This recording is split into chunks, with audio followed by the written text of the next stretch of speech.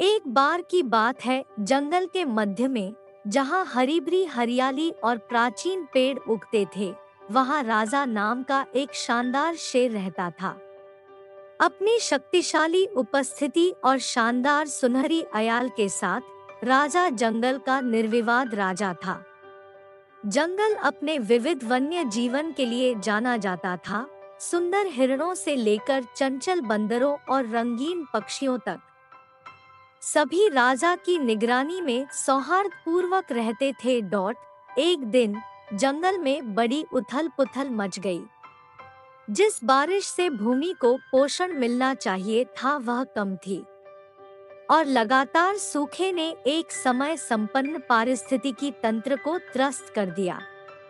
नदियां और जलस्रोत सूख गए और जंगल के निवासी भीषण प्यास और भूख से पीड़ित हो गए। जानवर मार्गदर्शन और आशा की किरण के लिए अपने महान राजा की ओर देखते थे।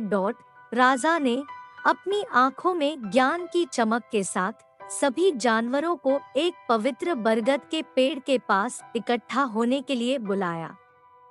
छोटे से लेकर बड़े तक सभी जानवर चारों ओर एकत्र हो गए। उनकी आंखें आशा से भरी हुई थी और वे अपने प्रिय राजा के शब्दों का इंतजार कर रहे थे। मेरे प्यारे दोस्तों, राजा ने नम्र लेकिन आदेशात्मक स्वर में शुरुआत की, हम अपने आप को एक बड़ी चुनौती के बीच में पाते हैं, लेकिन मैं आपको विश्वास दिलाता हूँ, अगर हम एकजुट हों और साथ मिलकर काम करें तो हम इस कठिनाई पर काबू पा लेंगे। जानवर ध्यान से सुनते रहे।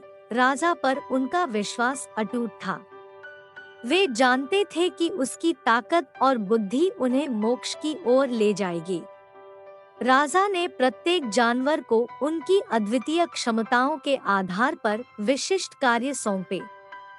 हाथियों को छिपे हुए जल भंडार की तलाश के लिए धरती में गहराई तक खुदाई करने का काम सौंपा गया था। बंदरों को सबसे ऊंची शाखाओं से फल इकट्ठा करने और उन्हें अपने प्यासे साथियों के साथ बांटने की जिम्मेदारी सौंपी गई थी। बुद्धिमान बूढ़ा उल्लू अपनी तेज आंखों से पानी या राहत के किसी भी संकेत की तलाश में था। हिरण फुर्तीला और तेज सबसे पौष्टिक वनस्पति की तलाश करेगा। राजा के दृढ़ नेतृत्व के मार्गदर्शन में जैसे जैसे जानवर दिन रात मेहनत करते गए, दिन हफ्तों में बदल गए। पानी खोजने और जंगलों में जीवन वापस लाने के अपने दृढ़ संकल्प से प्रेरित होकर वे चिलचिलाती गर्मी और थकावट के बावजूद डटे रहे। आखिरकार एक उजली सुबह चेतन नाम का एक युवा हिरण एक एकांत उपवन में छिपे पवित्र झरने पर जा गिरा। यह खबर पूरे जंगल में जंगल की आग की तरह फैल गई, जिससे जानवरों के दिलों में नई उम्मीद जग गई। राजा की दहाड़ पूरे जंगल में गूंज उठी। यह संकेत था कि उनके सामूहिक प्रयास व्यर्थ नहीं गए थे। जानवरों को खुशी हुई क्योंकि एक बार बंजर पड़े पानी के गड्ढे फिर से जीवन देने वाले पानी से भर गए। राजा की शक्तिशाली दहाड़ पेड़ों से गूंज रही थी, जो विजय और एकता का प्रतीक थी। जंगल एक बार फिर खिल उठे, जीवंत रंगों और जीवन की सुरीली आवाजों से भरपूर। जैसे जैसे समय बीतता गया, जंगल फलते फूलते गए और बड़े सूखे की यादें धीरे धीरे धुंधली होती गई।